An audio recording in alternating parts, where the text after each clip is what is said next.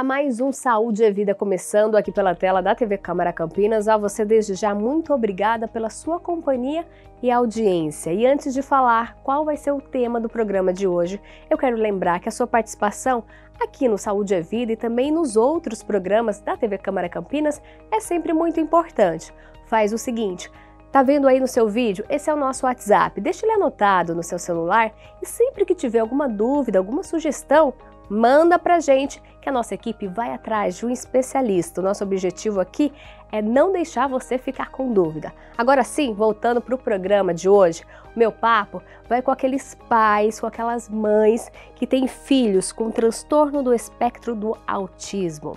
Pois é, esse é o nosso assunto, que tem muitas dúvidas, né? Muito tem se falado hoje em dia sobre esse tema, só que mesmo assim tem dúvida. Então, por isso, a gente convidou, olha só, ela já está aqui na tela comigo, é a Lívia Godinho Aureliano. Ela é psicóloga e vai tirar todas as dúvidas para a gente. Lívia, antes de começar o nosso bate-papo, eu tenho aqui uma série de perguntas para você, mas antes eu quero te agradecer, viu? Eu sei que seu trabalho aí tem muito, é bastante, muitos atendimentos, mas você fez questão de parar tudo e falar com a gente. Tenha certeza que está ajudando bastante. Eu que agradeço, Viviane, a oportunidade de estar falando para uma população aí que precisa cada vez mais de informações. Pois é, né? Eu disse que agora muito se fala, né, do espectro aí, do transtorno do espectro do autismo. Só que ainda existem muitas dúvidas, né? Então vamos começar pelo básico, né? O que é, então, o transtorno do espectro do autismo? Então vamos lá, o transtorno do espectro do autismo, também muito conhecido como TEA, né, pela sigla TEA, é um transtorno do neurodesenvolvimento, né, e apesar de nós chamarmos, né, darmos o nome de transtorno, na verdade não é uma doença, né, e sim uma condição, né, do neurodesenvolvimento, ou seja, que acontece enquanto ainda o embrião está se desenvolvendo e toda a parte do cérebro, né, toda a parte neurológica está se desenvolvendo, e aí, então, por esta condição, ocorre, então, a questão do transtorno do espectro do autismo. Então, isso acomete crianças, né, desde o seu nascimento, até mesmo antes do seu nascimento, né, então as crianças nascem autistas e as pessoas vão se desenvolvendo com esta condição. E tem um motivo, o que causa o TEA? Então, Viviane, ainda há uma discussão bastante grande, né? Ainda há muitos estudos e nenhuma conclusão muito fechada, mas o que já se sabe, né? Os estudos científicos todos mostram que as causas do autismo são multifatoriais, ou seja, são desde questões genéticas, né? Então, grande parte da condição que promove, né, a questão do autismo é genética, e se sabe também que algumas condições ambientais também promovem esta condição. Você disse na resposta anterior que a criança já nasce, né? Já dá para perceber logo no nascimento? Dentro da barriga ainda não, é só depois que nasce. Porque algumas a gente consegue descobrir já dentro da barriga da mãe, né? Ou quando a gente fala do TEA, não. Não, quando falamos do TEA, não. O transtorno do espectro do autista tem uma manifestação que varia muito de pessoa para pessoa, de criança para criança. Então, sim, tem alguns casos em que as crianças manifestam muito cedo, né, alguns sinais, como, por exemplo, a falta de contato visual enquanto, por exemplo, é amamentada, né? Seja no seio materno, seja na mamadeira, né? A falta daquelas interações muito básicas, muito mínimas, né? Que os bebês já fazem, né? De reagir a algumas coisas. No entanto, a gente sabe que isso não acontece em todas as vezes, né? Muitas vezes essas manifestações só acontecerão depois, um pouco mais tardiamente, lá para 1 ano e meio, né? 1 ano, 1 ano e meio, tá? Que é quando a criança começa a balbuciar, é quando é esperado que a criança comece a balbuciar alguns sons, comece a interagir mais seja com outras pessoas, seja com os objetos, e aí, então, alguns pais relatam, né, e nós identificamos uma falta dessa interação. Então, muitas vezes, a questão do não balbuciar palavras, de não se comunicar, né, mesmo com esses balbucios mais simples, e também uma criança ou muito quietinha, né, que evita e que não responde aos estímulos, ou até mesmo crianças muito irritadiças, né, que reagem de uma forma muito nervosa, com choros intensos, frequentes e intensos, né? Então, essas acabam sendo algumas manifestações comuns, além de algumas estereotipias também, que são aqueles comportamentos repetitivos que muitas vezes a gente observa nas crianças, que pode ser desde movimentos com os bracinhos, né, que as crianças fazem esse movimento ou assim, alguns movimentos oculares também podem acontecer, ou um balançar do corpo, né, seja para frente, para trás ou para o lado, ou até mesmo quando a criança começa a andar, ela começa a andar ou a correr de um lado para o outro sem muito motivo aparente, né? Então, essas estereotipias também acabam chamando a atenção dos pais, no primeiro momento, dos cuidadores, e depois de outras pessoas que entram em contato com essa criança. Você falou aí que esses sinais costumam aparecer por volta de 1 ano e meio. Antes disso, a criança se desenvolve normal. Ela vai começar a introdução alimentar normal, vai começar a ficar sentadinha, toda durinha normal também, a andar, mesma coisa. Isso varia também, né? Quando a gente fala do autismo, né, desse transtorno, ele é um grande espectro, né? Então, a gente nunca consegue descrever uma característica que seja exatamente igual a todas as crianças, né? Porque, como eu disse anteriormente, tem algumas crianças que já apresentam alguns sinais muito cedo, né? Por exemplo, a gente recebeu aqui uma criança com 5 meses de idade, em que a mãe já percebia alguns sinais, né? Mas isso não é o comum, né? De todas as crianças que a gente recebe diariamente, foi uma que chegou aos 5 meses de idade, né? E essa questão da coordenação motora também varia bastante, né? Tem algumas crianças que não apresentam nenhuma dificuldade motora, principalmente nesses primeiros meses. Então, ao sentar, segurar a cabecinha, até mesmo engatinhar e andar. Já outras crianças apresentam sim uma dificuldade, né? Algumas crianças apresentam aquilo que a gente chama de hipotonia, que é como os músculos, eles ficam molinhos, né? Então a criança não tem aquele tônus muscular para se manter ereta, para manter a cabecinha reta ou até mesmo para andar. Então tem algumas crianças que sentam mais tarde, andam mais tarde, né? E isso também acaba chamando a atenção. Mas nesses casos, os pais ficam mais atentos, né? E não é a grande maioria. Então, muitas crianças autistas, muitos bebês que já, né, já tem a questão, a condição do autismo, não apresentam questões de coordenação motora nesta faixa etária. Pode apresentar um pouco mais para frente, né, mas não necessariamente nessa faixa etária da primeira infância. Pelo que você está falando, os sinais são diversos, né? Como é que vocês conseguem fazer o diagnóstico? Como que é feito? É só assim, observando a criança, ou existe algum exame também? Então, não existe nenhum exame específico, né, que diagnostique o autismo, tá?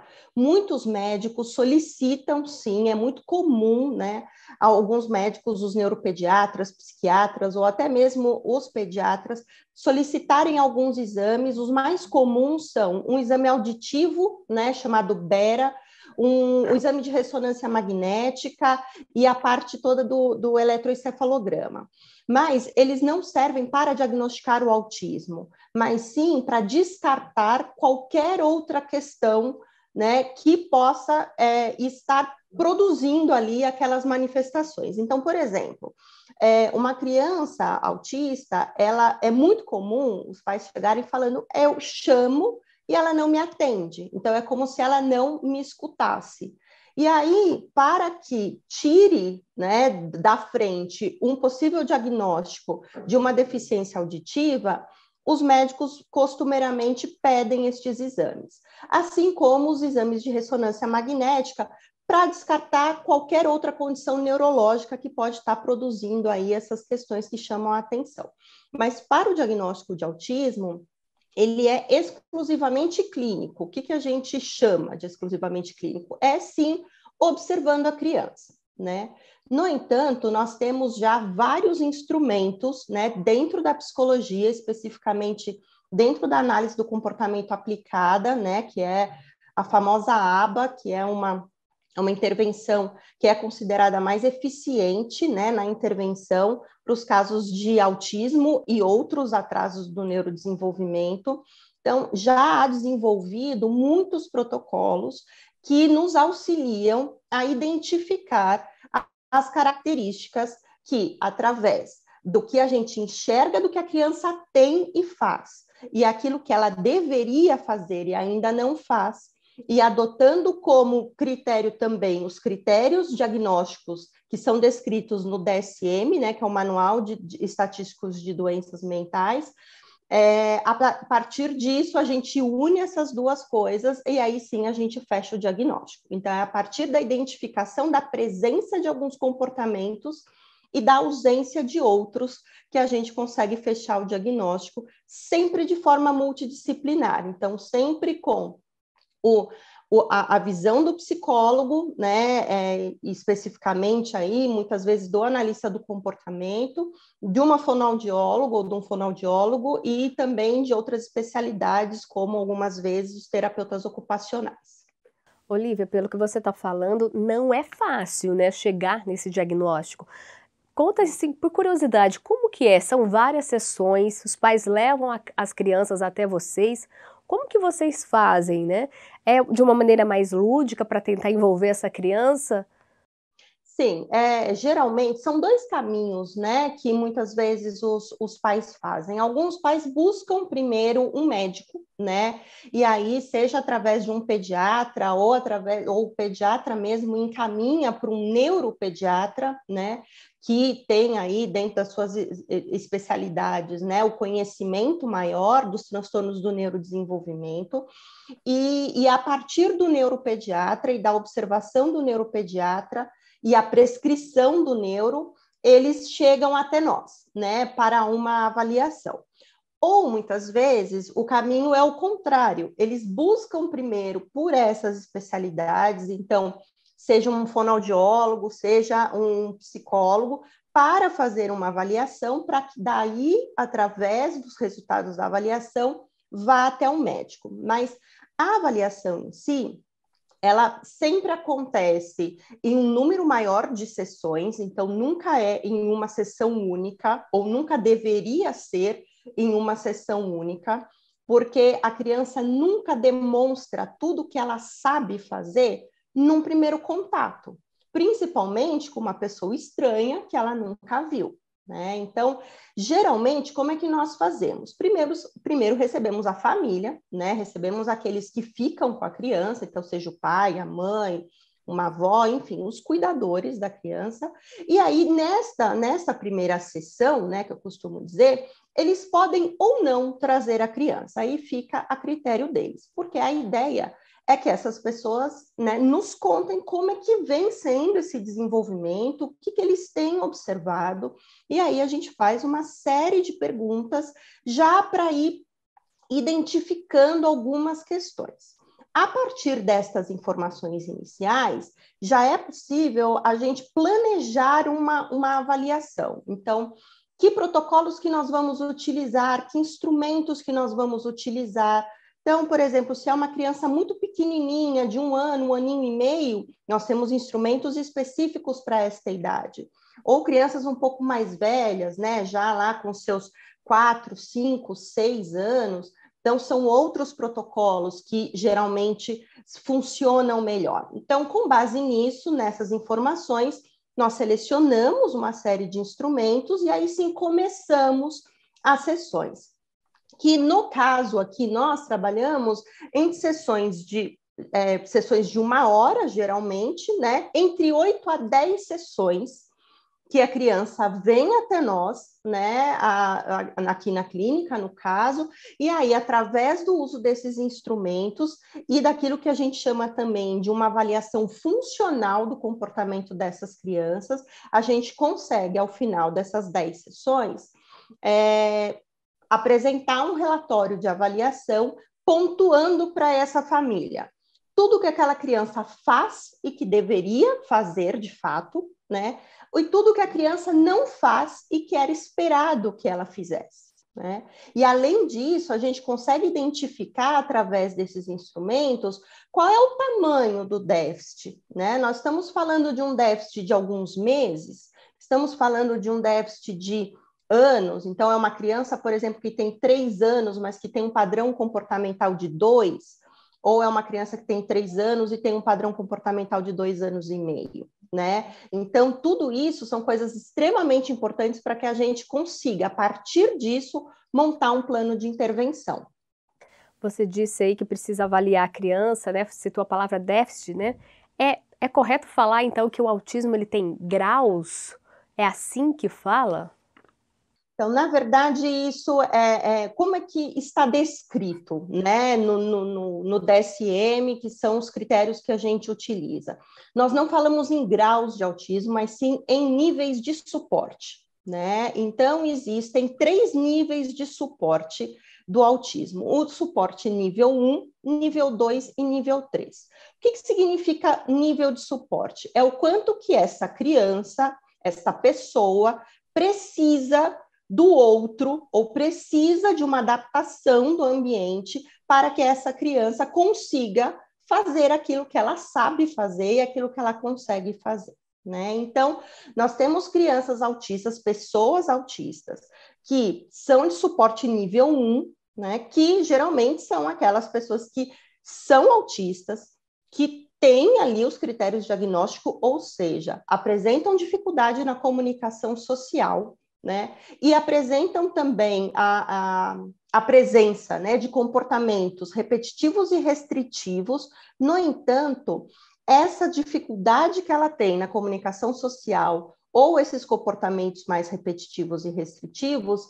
elas não causam um enorme prejuízo a essa pessoa, né? E ela precisa pouco, né, do apoio, do suporte de outras pessoas ou do ambiente. Esse é o autista nível 1 que a gente fala, né? Aí tem o nível 2, que precisa de um pouco mais de suporte, e o nível 3, que é aquele que precisa de um suporte bastante considerável e que muitas vezes tem pouca autonomia ou quase nenhuma autonomia para as atividades de vida diária, tá? Então, adotou-se aí, né, popularmente, os termos leve, moderado e severo, né? Por que nós não gostamos desses termos? Tá? Porque eles nos indicam algumas coisas que não necessariamente são verdadeiras. Por exemplo, dizer que um autista, né, uma pessoa autista, é um autista leve, não significa que essa condição que ele vive seja fácil para ele, né? Ele tem todo um sofrimento envolvido, muitas vezes, pela falta de compreensão do outro em relação a essa condição, né? As características dele. Então, o ser leve não significa que seja mais fácil, né?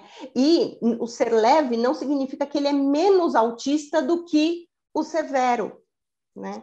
Assim como existe uma confusão muito grande nessa nomenclatura de leve, moderado e severo com a questão da deficiência intelectual, né? Muitos pais chegam para mim e falam assim: olha, o médico diagnosticou o TEA, mas é um TEA leve, viu? Ele é muito inteligente.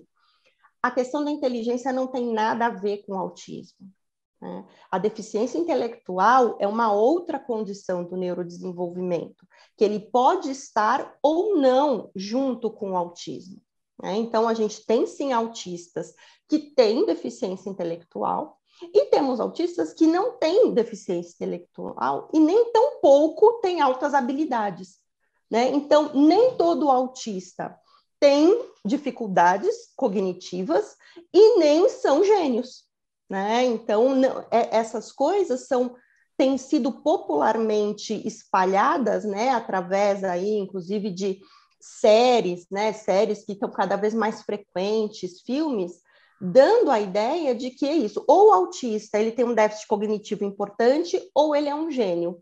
Não, né? Ele pode ser uma pessoa cognitivamente normal como qualquer outra.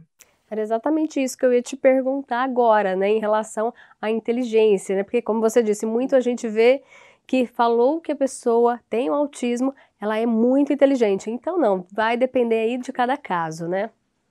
Exatamente, exatamente. Essa questão das altas habilidades, ela está presente em algumas condições específicas. E também a gente não pode esquecer que muitos autistas, eles acabam adquirindo uma habilidade muito peculiar e muito acima da média de outras pessoas, mas em função de uma característica que é o hiperfoco, né? Os autistas comumente desenvolvem essa característica de hiperfocar em temas, né? Então, são aqueles autistas que se dedicam e que gostam de algum determinado tema e que leem sobre aquilo, falam sobre aquilo, estudam sobre aquilo, e aí isso é tão presente na vida daquela pessoa que eles sabem tudo sobre aquilo. Então, é claro que se você tem um autista com hiperfoco em matemática, a chance dele ser muito acima da média nas questões matemáticas é muito maior, mas não por uma questão cognitiva, mas sim porque ele dedica praticamente a maior parte do tempo da vida dele àquela temática. Entendi. E Lívia, me fala uma coisa. Foi feito aí o diagnóstico, detectou então o TEA. Como que é feito? É um acompanhamento que vocês fazem, também multidisciplinar? Como que funciona? Como trabalhar o desenvolvimento da criança?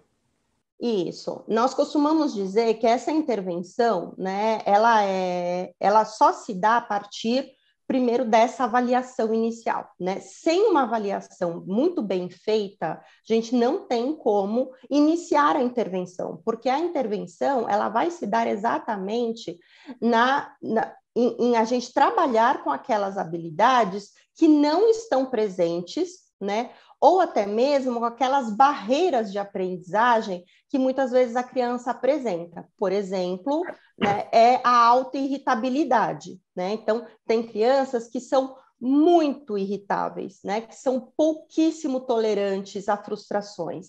E essas são barreiras importantes de aprendizagem. Então, a gente precisa identificar tudo isso para intervir sobre isso. Né? Então, o que geralmente eu costumo dizer para os pais é que quando se tem diagnóstico de TEA, primeira coisa é, vamos saber, então, qual é o tamanho do déficit, né, que existe nas diferentes áreas do desenvolvimento. E é isso que vai me dizer o tamanho da intervenção.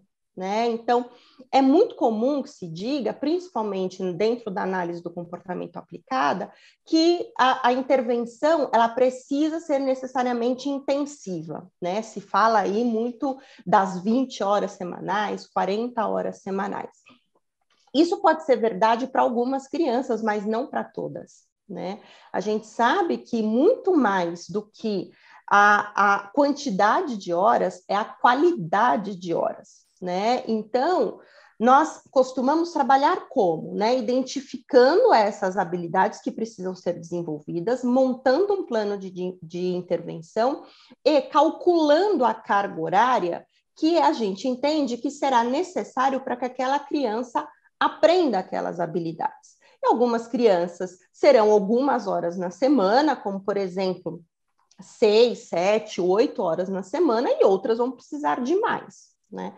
Mas não necessariamente exclusivamente na clínica, tá? Por quê? Porque quando a gente está falando de uma criança com TEA e que tem aí um atraso de desenvolvimento, essas habilidades todas, elas precisam ser trabalhadas em todos os ambientes dessa criança. Então, a intervenção se estende para a escola, né, com o apoio da escola e muitas vezes a inserção da intervenção dentro da escola, na casa do paciente, então através de orientações parentais que são essenciais para que os pais saibam como manejar também os comportamentos difíceis das crianças e ensiná-las, né, nesse ambiente mais natural.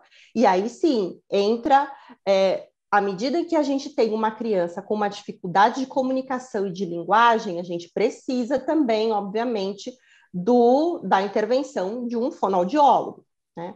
Se é uma criança que apresenta transtornos sensoriais, por exemplo, né, dificuldades sensoriais ou até mesmo na parte motora, a gente vai precisar também de uma intervenção de uma terapeuta ocupacional ou de um fisioterapeuta. Se é uma criança que apresenta uma seletividade alimentar importante, vamos precisar incluir um nutricionista especializado nessa área. E até mesmo quando a criança apresenta muitas manifestações físicas, né, muitas dificuldades de irritabilidade, enfim, muitas vezes é preciso entrar com medicação e aí precisa também do apoio médico, né? Então, a rede de apoio que essa criança vai precisar e de intervenção vai depender muito daquilo que, de fato, ela tem necessidade de desenvolver, mas geralmente envolve esses profissionais. E esse acompanhamento, ele tem que ser ao longo da vida ou não? Chega um momento que já está na adolescência ou na vida adulta, que já não precisa mais. Como que na prática funciona? O que você vê de uma maneira geral? É claro que cada caso é um, mas de uma maneira geral. De uma maneira geral, sim, existe uma necessidade de um acompanhamento pela vida inteira, mas esse acompanhamento ele vai mudando de intensidade e de objetivos ao longo da vida dessa criança, né? Então, no começo, quando nós estamos falando aí de crianças pré-escolares, de bebês, né, e crianças pré-escolares até os seus 2, 3 aninhos, o foco é nas habilidades elementares. O que é isso, né? É o contato com o outro, é o contato visual, é a habilidade de imitação, a habilidade de comunicação, tudo isso são habilidades elementares, né? Quando a criança vai para a escola, aí a gente precisa começar a olhar para as habilidades mais pedagógicas, né, que envolve aí a aprendizagem de um conteúdo que é mais específico. E também a parte da interação social, que as crianças cada vez vão ficando mais velhas, elas vão sendo cada vez mais exigidas, né, no contato social, e muitas pessoas autistas têm essa dificuldade, né? Então, à medida em que essa criança vai crescendo, nós vamos adaptando a modalidade da intervenção em função das necessidades dessa criança, até chegar na vida adulta, né? Então, nós temos sim, né, pessoas que, por exemplo, começaram a intervenção com 2, 3 anos de idade e que hoje têm 15, 16 e que ainda estão em intervenção, mas com outro foco, outros objetivos, né? E que poderão permanecer em intervenção pelo resto da vida, mas focando em outras coisas e outras necessidades. Lívia, a gente está falando aí de criança, quando o diagnosticado é feito já pequenininho, né? Mas também tem casos que só vai descobrir na vida adulta? Sim, sim, e principalmente, Viviane, porque nós, antigamente, isso eu estou falando de antigamente, há 20 anos atrás, não é tão antigamente assim, nós tínhamos praticamente nenhuma informação, né, sobre a questão do autismo. Ou as informações que nós tínhamos, elas eram restritas, né, ao mundo científico, né, com pouca divulgação. Então, hoje se vê muito os pais, né, até mesmo os pais dessas crianças, se identificando autistas em função das características dos filhos. Isso tem sido muito frequente, né? Ou até mesmo outras pessoas, numa faixa etária aí de 20, 30, 40, não importa muito. Eu já recebi pessoas com 50 anos de idade nos procurando para um diagnóstico de autismo, porque finalmente ela conseguiu identificar que o que ela tem não é necessariamente uma série de coisas. O que ela tem, o que ela sempre teve, foi uma coisa só, né? Que é o funcionamento autista, né? E que aí é só depois, na vida adulta, através das informações que existem aí, que estão presentes, eles conseguem se identificar e aí eles vão em busca de um diagnóstico. E o que você percebe quando eles descobrem, né, o que realmente está acontecendo, a vida começa a ser mais leve, eles começam a se entender e também a conseguir viver melhor na sociedade? Com certeza, com certeza. A grande fala que eu escuto, né, dos autistas adultos é: puxa, finalmente eu sei o que eu tenho, né? Finalmente eu sei quem eu sou. Né? Então, eu acho que sim, tem um alívio muito grande em saber que aquela pessoa não era o esquisito da sala de aula, né? Ele não era o preguiçoso que não conseguia seguir com as questões, ele não era o antissocial ou o egoísta, né? Não, ele tem uma condição que sempre esteve com ele, mas ele nunca soube como trabalhar aquilo, e uma vez que ele nunca soube como trabalhar aquilo, ele nunca conseguiu explanar para o outro quais eram as dificuldades dele e de que tipo de ajuda que ele precisava ter. E Lívia, me conta uma coisa, você que trabalha aí desde os pequenininhos, né, faz esse acompanhamento, como é que eles vão se desenvolvendo? Você vê que eles começam a estudar, a brincar, é uma criança normal, né, não tem nada de diferente se for ver. Então, de novo, né, depende, né? Cada caso é um caso. Existe uma frase que é muito comum dentro da comunidade do autismo, que é: quando você conhece um autista, você só conhece um autista, né? Essa frase ela é muito representativa porque de fato é isso. Se eu colocar 10 crianças da mesma idade, né, todas autistas numa sala, você vai dizer para mim: não, não é possível que todas elas sejam autistas, porque elas têm características muito diferentes, né? Então, a questão da evolução também é muito diferenciada em cada uma das crianças. O que a gente sabe, o que nós vemos aqui na prática, né? Quanto mais cedo o diagnóstico e mais cedo se começa a intervenção, melhor é a garantia de uma evolução, e de uma evolução a ponto dessa criança conseguir desenvolver as habilidades necessárias para que ela tenha uma qualidade de vida muito boa e autônoma. Né? Isso significa que ela vai deixar de ser autista? Não, ela sempre será uma pessoa autista. Né? Mas numa condição e com habilidades que, se não tivessem sido trabalhadas lá desde o início, dificilmente ela conseguiria trabalhar. Isso se deve por uma questão neurológica mesmo. Né? Então, não é à toa que a gente tem buscado muito a questão do diagnóstico precoce, da intervenção precoce. Então, na dúvida, não esperem. Essa questão do cada criança tem o seu tempo, teve a pandemia, então as crianças estão mais atrasadas. Não.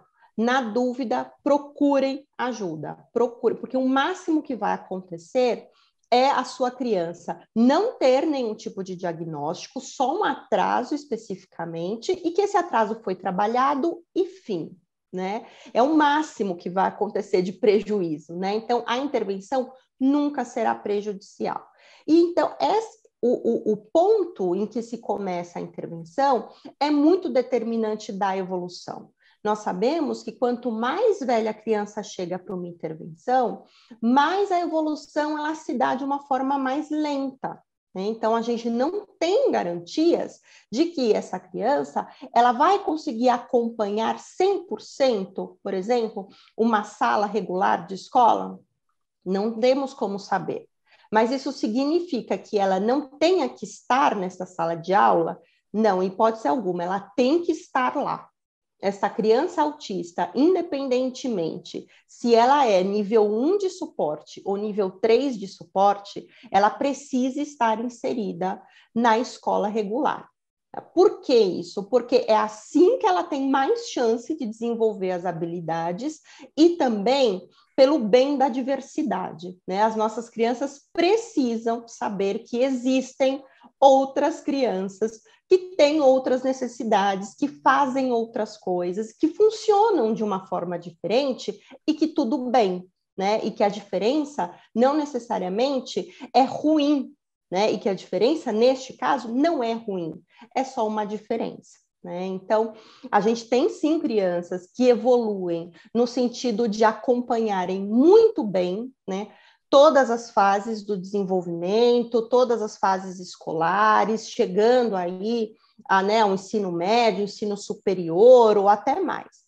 Mas também temos aquelas crianças que encontram muita dificuldade, que vão evoluindo ao seu tempo, não necessariamente junto com as crianças cronologicamente igualitárias a essa criança autista, mas que ela vai se desenvolvendo, que talvez não chegue a terminar, talvez não chegue a terminar o ensino médio ou a fazer um ensino universitário. No entanto, estar inserida nesse ambiente é fundamental para que elas tenham essa questão a chance de desenvolver essa autonomia que a gente tanto busca. Diante da sua resposta, o papel dos pais, né, como você disse anteriormente, dos cuidadores, é fundamental, né? Então, o que você orienta, né, para quem está assistindo a gente, a mãe, o pai, a avó, quem cuida de criança, ou até de adulto, né? O que a gente tem que prestar atenção? Num primeiro momento, a gente precisa prestar atenção no desenvolvimento mesmo, né? Então, você está vendo que aquela criança, ela não está reagindo como geralmente uma criança reage, ela não está tendo contato com as outras crianças do jeito que geralmente as crianças reagem. Lembrando que uma criança é diferente da outra, mas existem padrões. Né? Existe aquilo que é esperado, né? E que não necessariamente é o normal versus o não normal. Não, existe aquilo que é esperado dentro do desenvolvimento. Então, se você tem alguma suspeita, não titubeie. Por mais que a pessoa que está do seu lado fale que você está procurando pelo em ovo, que é uma coisa que a gente escuta muito, por mais que a avó ou o vô cheguem para você e falem assim, não, mas você era igual, ou seu tio era igual. Não. Você está vendo que tem alguma coisa, vá procurar ajuda. Essa é a primeira coisa. A partir do momento que você teve o diagnóstico, é o fim do mundo? Não é o fim do mundo. É muitas vezes difícil esse processo de diagnóstico? Muitas vezes é muito difícil, eu diria que na maioria das vezes é muito difícil. No entanto, são novas condições que se abrem e que aí você precisa, enquanto familiar, buscar apoio àqueles que ou já passaram por isso, né, ou que podem te ajudar a passar por isso. Então, fazer parte de redes de apoios, né, de apoio de familiares, de pessoas autistas ou com outras deficiências, buscar informações, mas informações de qualidade. Tenham muito cuidado com as fontes, porque a gente tem muita coisa equivocada também sendo falada sobre o autismo, né, e sobre as suas causas e principalmente sobre a questão da cura do autismo. Não existe cura do autismo, né? Apesar de muitos ainda, muitos profissionais, enfim, não nem chamaria de profissionais, mas que ainda pregam essa questão, né? Então, o que eu digo para as famílias ponto número 1, fiquem atentos e quando perceberem alguma coisa, busquem ajuda. O médico que você foi falar disse para você, não, tudo bem, vamos esperar daqui 1 ano, 2, não, vão procurar outra ajuda, né? Porque, infelizmente, a gente ainda tem profissionais da saúde que, por falta de conhecimento, ainda falam que o autismo só pode ser diagnosticado depois dos 5 anos, e isso não é verdade. Aos 5 anos, a criança já tem que estar em intervenção há muito tempo. Tá? Então, a primeira coisa é isso. E depois procurem ajuda. Não se sintam, não se coloquem numa posição de heróis e heroínas, porque vocês não são. Vocês são pessoas como outras quaisquer, que sofrem, que têm dificuldades. Então, vocês precisam buscar ajuda, seja de familiares, seja de profissionais da saúde, mas para que vocês consigam lidar com todas as dificuldades e com todos os desafios que a vida vai trazer para vocês e para nós como um todo. Tá aí o recado, então, da Lívia Godinho Aureliano. Ela é psicóloga e ajudou a gente a entender um pouco mais sobre o transtorno do espectro do autismo, TEA, né? Lívia, infelizmente o nosso tempo é curto, acabei tomando mais aí do seu dia. Muito obrigada pela sua participação. Eu quero deixar o convite aqui, tenho certeza que a gente vai te chamar mais vezes. E foi uma participação muito rica, pode ter certeza, viu? Para mim foi, e para quem está assistindo, eu acredito que também ajudou muito. Que bom, Viviane, eu agradeço muito. Podem contar sim com a minha ajuda e é isso aí. Pode contar comigo e muito obrigada pela oportunidade. Muito obrigada de novo. E você de casa, olha só, o Saúde é Vida não acabou. A gente vai para um rápido intervalo e no segundo bloco a gente continua falando sobre TEA. Não sai daí.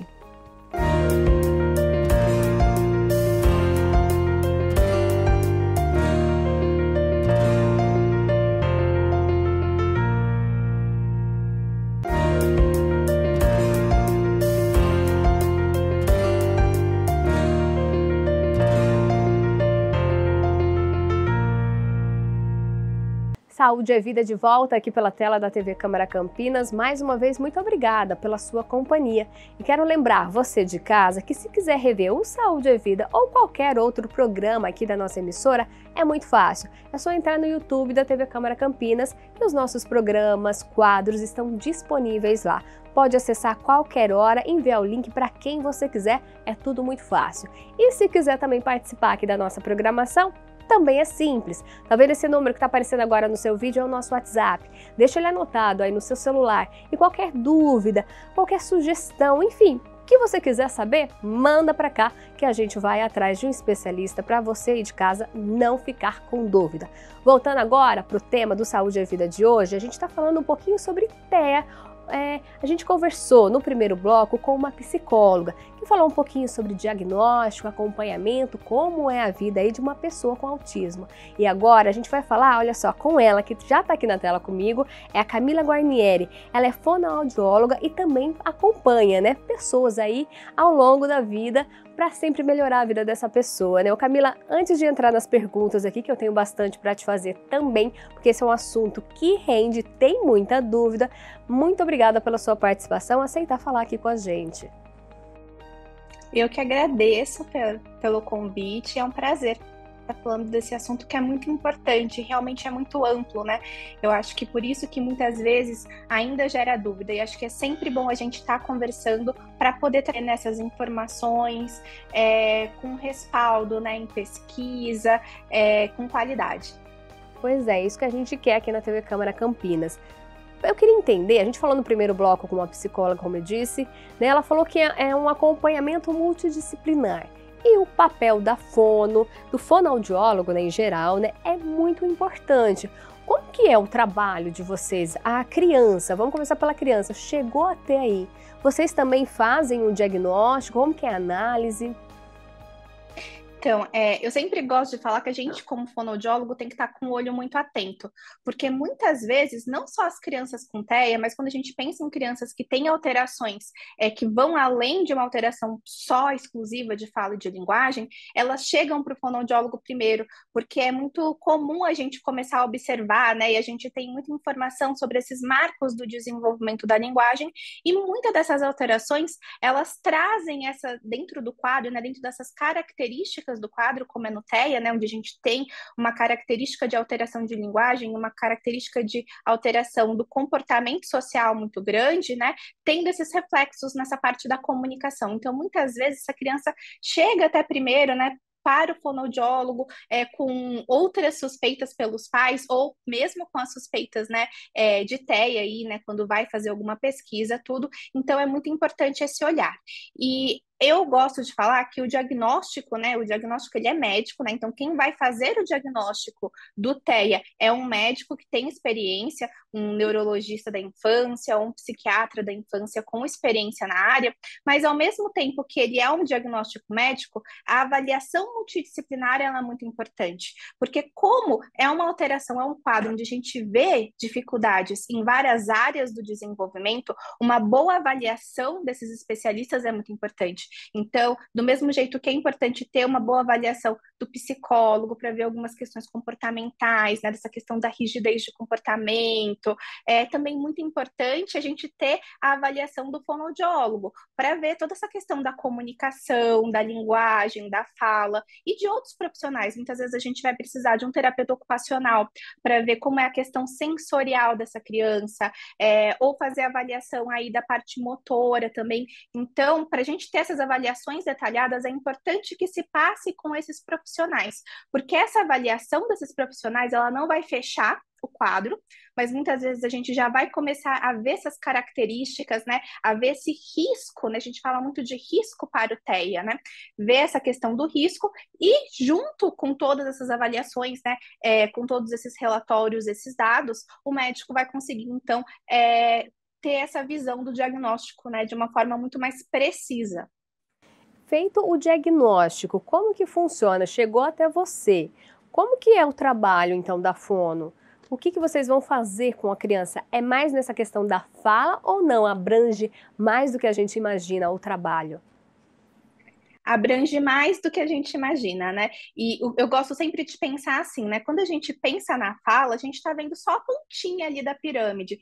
Antes da gente chegar na questão da fala com essa criança, tem uma série de habilidades que elas precisam serem construídas. Tanto habilidades que a gente chama de habilidades de linguagem, né? Que vão entrar aí essa questão da comunicação social, da intenção de se comunicar, de ter toda a parte de compreensão antes de vir para essa questão da expressão, e também de outras habilidades mais básicas ainda, que a gente chama de habilidades que são pré-requisitos, que a criança precisa desenvolver muito bem para conseguir desenvolver essas outras habilidades que são ali, né, habilidades superiores, habilidades mais avançadas, que vai entrar na questão do brincar, muitas questão da variação do brincar, a gente chama de simbolismo, essa questão da função do brincar, habilidades de atenção. Por isso que é muito importante essa equipe como um todo, porque como são alterações onde a gente vê dificuldades em diversas áreas, além de ver dificuldades em diversas áreas, a gente vê muita diferença entre uma criança e outra. E é daí que vem a palavra espectro no TEA, né? A gente tem uma variação muito grande da manifestação dessas características. Então, tudo isso tem que ser muito individualizado, até para todo mundo. Eu sempre gosto de falar que a equipe estar junto é muito importante, porque a gente precisa com base sempre nessas avaliações, pensar em qual que é o melhor caminho para aquela criança e todos os profissionais estarem muito bem alinhados para isso.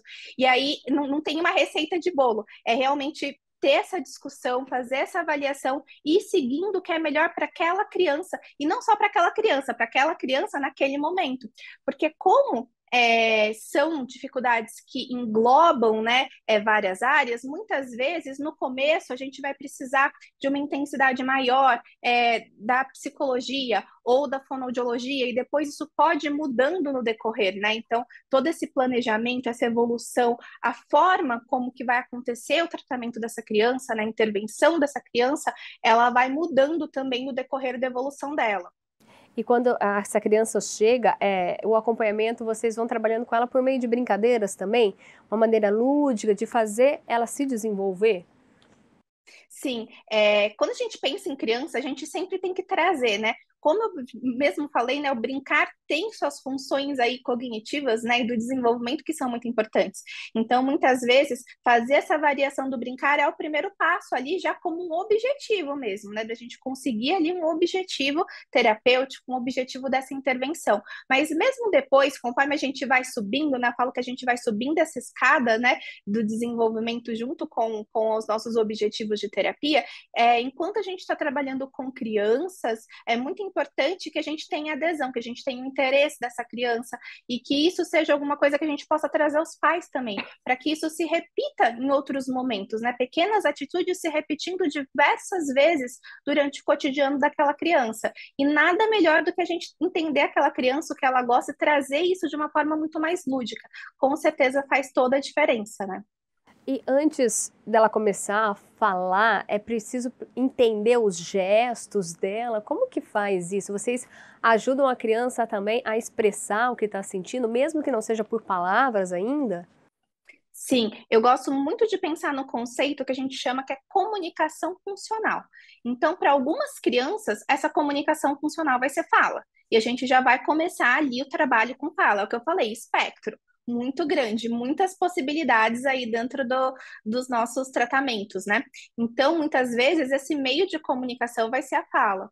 Outras vezes, a gente não vai conseguir a fala naquele primeiro momento. E aí a gente vai ter, por exemplo, o que a gente chama de comunicação alternativa. A gente vai trazer recursos para trazer uma comunicação funcional para aquela criança, para ela conseguir se expressar, né? Por meio de figuras, muitas vezes, e a gente vai trabalhar dessa forma também. Para outras crianças, a gente vai começar com um apoio mais gestual. Então, é bastante individualizado, mas a gente sempre tem que ver essa comunicação para além da fala. A fala, com certeza, é um objetivo que, se possível, a gente vai trabalhar e vai alcançar, mas às vezes a gente tem alguns passos, alguns degraus para subir antes com aquela criança. E enquanto a gente está subindo esses degraus com essa criança, a gente precisa garantir a comunicação. É muito importante para essa criança se expressar o que ela quer, o que ela não quer, o que agrada a ela, o que não agrada a ela, porque muitas vezes a criança ela não consegue se fazer entendida, né? E isso gera uma questão aí muito grande, né? Com a família, social, escola, que é importante a gente focar, né? Eu imagino que o papel da família, principalmente, é fundamental, né? Porque a gente quer que a criança comece a falar logo, né? Não entende que antes vem todo um trabalho para depois ela desenvolver essa fala. Exatamente, a família é um parceiro mesmo, né? Então, eu sempre gosto de falar que a gente faz um trabalho, quando a gente está falando em crianças com TEA, a muitas mãos, porque não são só 4, né? São várias. Então, de todos os profissionais que estão envolvidos, da escola também, é muito importante nesse momento, né? Os profissionais terem acesso à escola, tanto para a gente entender como é aquela criança dentro da escola, né? Quando aquela criança já vai para a escola, tanto quanto para a gente poder trazer orientações, né? Poder fazer dessa escola também um contínuo, né? Trazer ajustes necessários. E a mesma coisa com a família. Então, a gente também precisa desse papel ativo da família, tanto para a família poder trazer essas informações para a gente saber como aquela criança está em casa, quais são as evoluções que a gente vê dentro da sala de terapia, que a criança já generaliza, que ela já leva para outros momentos, né, comunicativos dela dentro da casa, e para ir ajustando também, né? É muito importante para a gente poder ter esses ajustes necessários. Então, a família é um grande parceiro. E isso que você falou da questão da expectativa é muito grande, né? E é muito importante também essa comunicação aberta entre profissionais, família, escola, todo mundo junto. Sempre falo, se tem dúvida, pergunta, né? Não guarda. É muito importante para os pais, para eles participarem, eles precisam entender desse processo como um todo. É muito importante o profissional estar lá, né?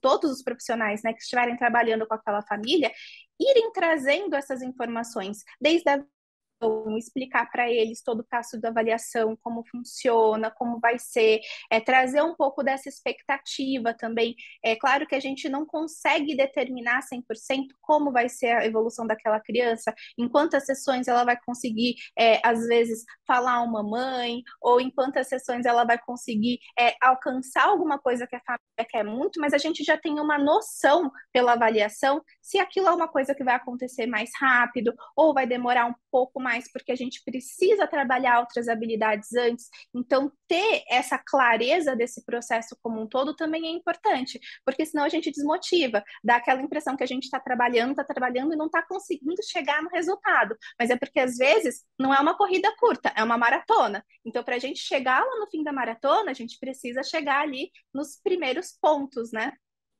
Camila, agora uma curiosidade, a gente sabe que cada caso é um tipo, né? Mas normalmente, né, o bebê que já tem aí o TEA, né, que tem o TEA, ele pronuncia alguns sons, ele balbucia, como que é numa maneira geral? Já vai emitir sons? Tem uns que já falam, outros vão desenvolver a fala com 4, 5 anos, como que é isso, para a gente entender?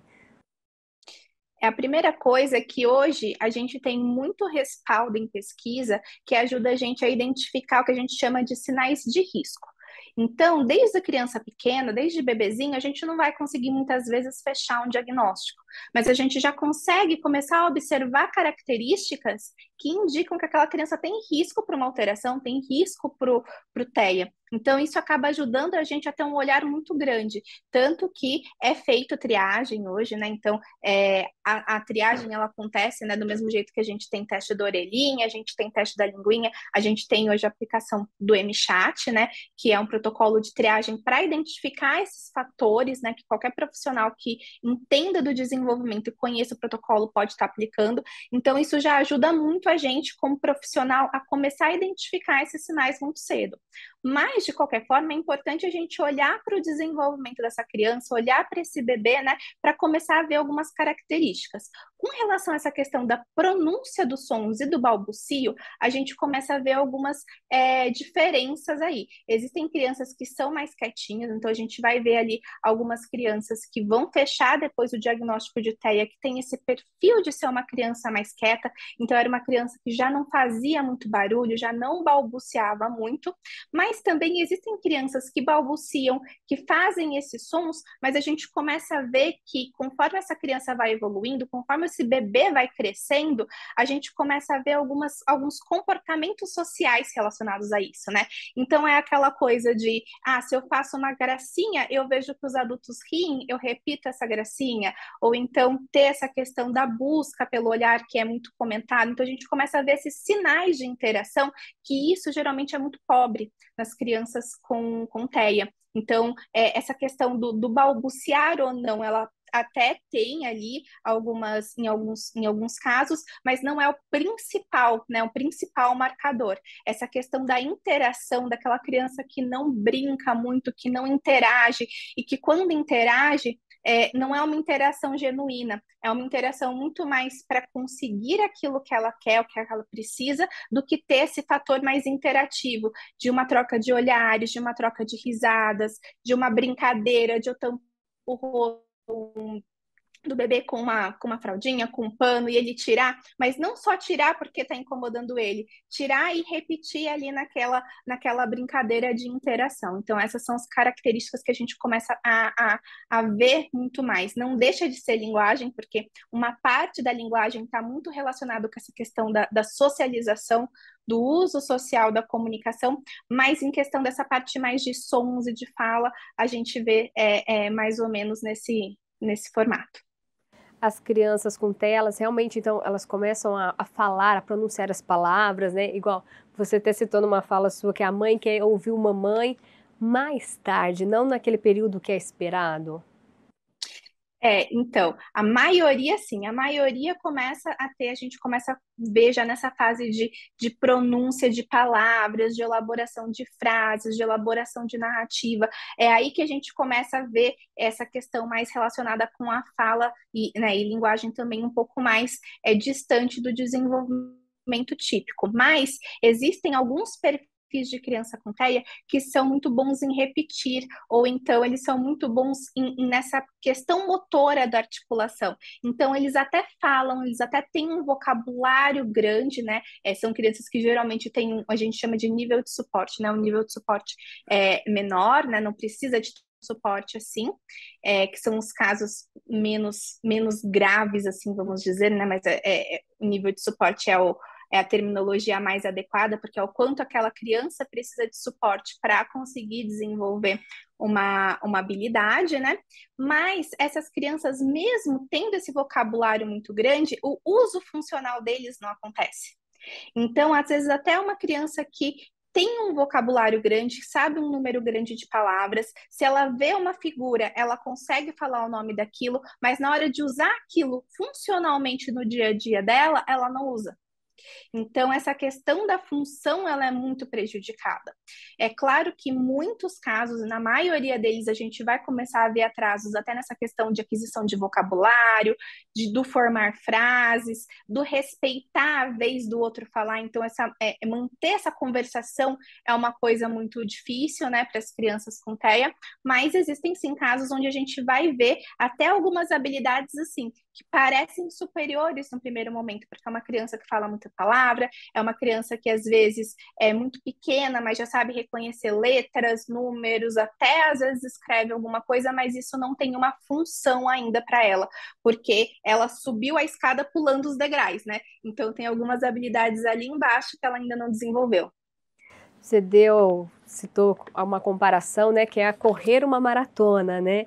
Esse é um acompanhamento que tem que ser frequente, acaba sendo aí por anos e anos. Como que acontece na prática? Quando a gente pensa, né, na questão do TEA, a gente tem que entender que ela é uma alteração que a gente chama de alteração persistente. O que isso significa? Isso significa que a gente precisa de uma dosagem dessa parte de intervenção muito maior do que os casos não persistentes. Então, quando a gente pensa em dosagem, é no tempo dessa intervenção, em quanto tempo vai durar, em quanto tempo essa criança vai conseguir ter alta, né? E também na quantidade de intervenção que a gente tem num determinado período. Então, às vezes, a quantidade de terapias que a gente tem dentro de uma semana. Então, o adequado, né? O mais indicado é que isso seja intensificado. Então, tenham intervenções intensivas aí com a equipe multidisciplinar, né? E isso vai percorrendo durante todo o percurso. A gente não consegue falar quanto tempo, qual que é o tempo médio que uma criança vai precisar de intervenção. E essa é uma resposta que a gente não tem, justamente por causa dessa questão do espectro. A gente tem essa variação muito grande. A gente vai ter crianças que vai chegar um momento em que elas vão conseguir ter uma alta, que elas vão conseguir ter, às vezes, a alta da fono, porque a comunicação delas já é funcional. Tem outras que vão precisar ali de acompanhamento, né, até a vida adulta. Então, isso é muito individual de cada um. Do mesmo jeito que, é intensivo quanto? Quantas sessões de fono eu preciso fazer numa semana?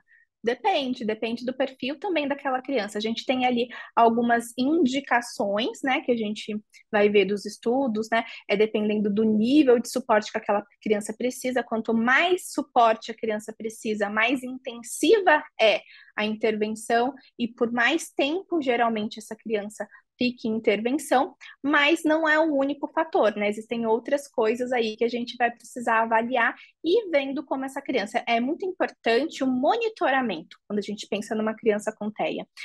A gente precisa monitorar isso a todo tempo.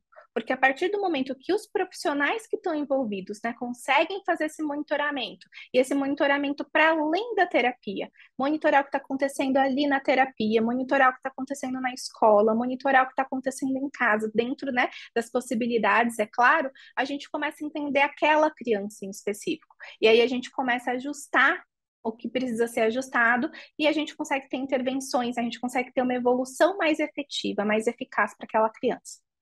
Camila, uma curiosidade, você aí como profissional, atuando direto com essas crianças, tem algum caso que te chamou a atenção, que foi ali um trabalho constante, que reuniu vários profissionais e a ajuda dos pais também, da família em geral, e de repente você vê hoje já um adolescente fazendo as suas coisas, tem algum caso assim que você fala, olha, conseguiu estar aí livre fazendo as coisas normalmente?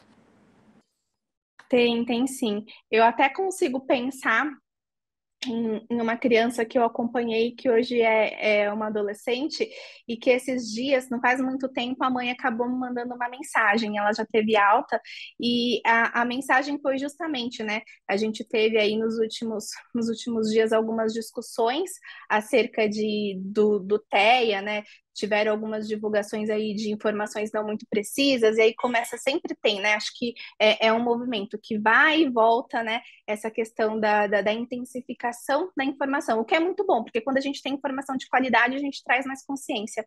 E aí, nessa situação, né, o assunto voltou à tona, e uma pessoa da escola que ele estuda hoje acabou comentando, nossa, mas nem parece que ele é TEA, porque ele é tão bom, eu acho que esse diagnóstico foi feito errado, mas, na verdade, quando a gente olha para aquela evolução, era uma criança que não era, né, não tinha um nível de suporte que a gente chama de nível de suporte 3, era um nível de suporte 2, então, assim, intermediário, vamos assim dizer, mas que teve uma evolução. Só que foi uma evolução que teve seu tempo também, não foi uma coisa que aconteceu do dia para a noite. É que às vezes a pessoa que não está acompanhando não viu todo o trabalho que aconteceu, mas é um trabalho que envolve muitos profissionais, um trabalho que envolve a família, uma família muito participativa, né? Então isso é muito importante. importante, né? A gente ter essa sintonia e estar todo mundo andando para a mesma direção. Senão a gente não vai conseguir chegar nunca no final da maratona se cada um for para um lado, né?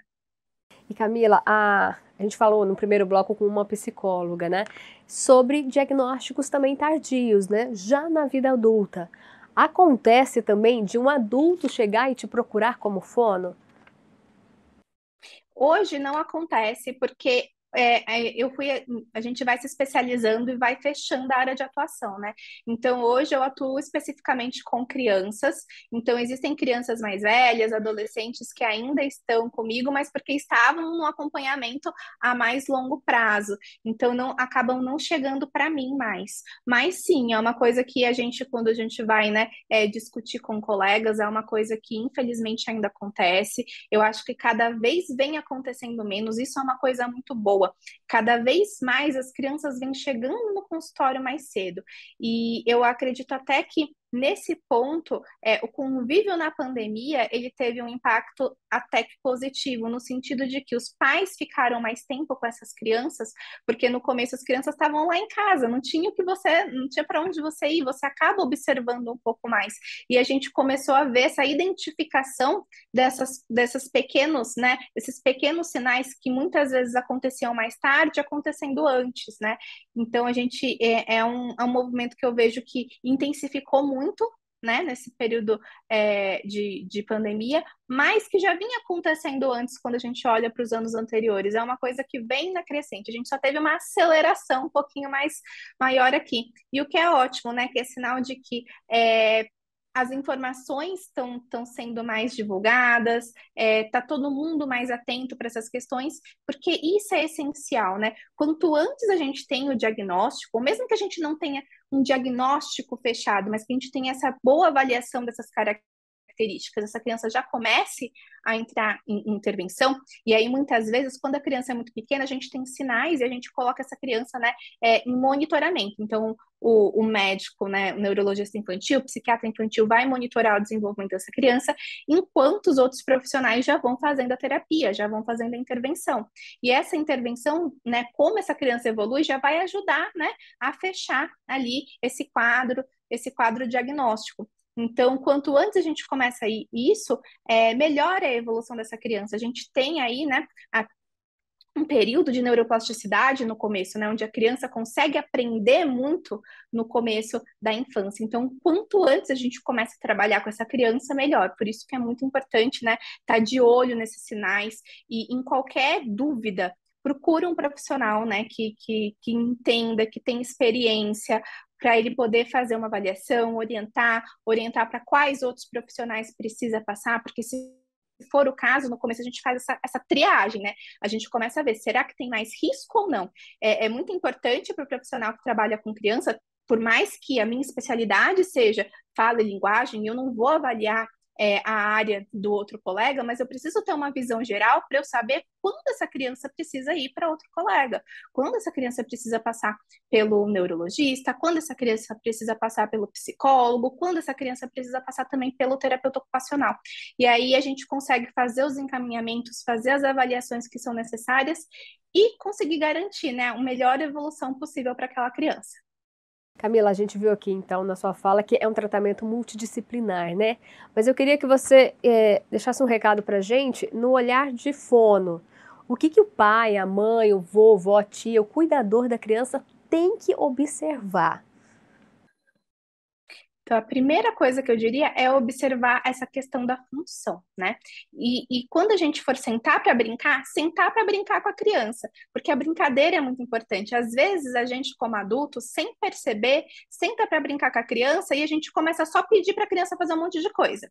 Ah, qual que é o nome disso? Qual que é o nome daquilo? Qual que é o nome daquele outro? E a gente perde esse momento de interação, esse momento de diversão. Então, quando a gente for sentar para brincar, sentar e brincar mesmo, né? E ter essa interação. Então, sempre olhar para essa questão, né, do quanto essa criança interage, né, a gente tem muitos marcos do desenvolvimento, mas eles são muito detalhados, a gente consegue encontrar isso, né, bastante informação de qualidade por aí, mas sempre tá de olho, né? Se essa criança é uma criança, é um bebê muito quieto, é um bebê que não faz nenhum som, ou um bebê que não interage, já me chama uma atenção. Então, eu já preciso começar a pensar. Tá ali perto de 1 ano, mais ou menos, mesmo que não seja, a gente não espera que ali perto de 1 ano a criança comece a falar as primeiras palavras no sentido da palavra ser perfeita, dela falar mamãe perfeito, mas ela começa ali a produzir sons específicos que a família já sabe, que aquilo é a mamãe, que aquilo é o papai, que aquilo é a banana que a criança gosta, né? Então, é uma fase que a gente já começa a ver, né, essa questão das palavras, e perto dos 2 anos já a questão mais voltada aí para as frases, mais uma vez, muito simples, a gente não espera que a criança fale frases muito elaboradas, mas começar, né, da mamãe, começar a juntar palavras simples. Tudo que vai fugindo muito, né, desses marcos do desenvolvimento, dessas características, chama atenção. E é importante a gente, né, sempre ir investigando quando necessário. Tá aí o recado, então, da Camila Guarnieri. Ela é fonoaudióloga e ajudou a gente a entender mais um pouquinho sobre esse tema. Camila, pode ter certeza que a sua participação aqui foi muito rica de informação, muito conteúdo de qualidade, e é claro que a gente vai te chamar de novo, porque esse assunto ainda tem muitas dúvidas, né? E vale sempre, quanto mais informação, de clareza, né? Não deixar que as pessoas fiquem em dúvida. Esse é o nosso objetivo, e vai ficar o convite para você participar mais uma vez e ter certeza, foi muito rica. Eu que agradeço o convite, foi um prazer estar aqui conversando, né, sobre TEA, sobre linguagem, sobre fala, e são pontos muito importantes para a gente observar, porque essas pequenas características que a gente observa na criança pequena, essas pequenas atitudes que a gente consegue ir trazendo, né, atitudes positivas para o desenvolvimento, podem fazer toda a diferença na vida dessas crianças. Então, é muito importante a gente também, né, levantar essa bandeira e trazer essas informações para todo mundo. Com certeza, muito obrigada, viu? E a você de casa também, muito obrigada pela sua companhia e audiência. E se quiser rever todo esse bate-papo aqui com a Camila, é muito simples. Entra no YouTube da TV Câmara Campinas, que esse programa está disponível na íntegra. Pode ver quantas vezes quiser, pegar o link e compartilhar também. A gente se vê na próxima edição do Saúde é Vida. Se cuida. Tchau!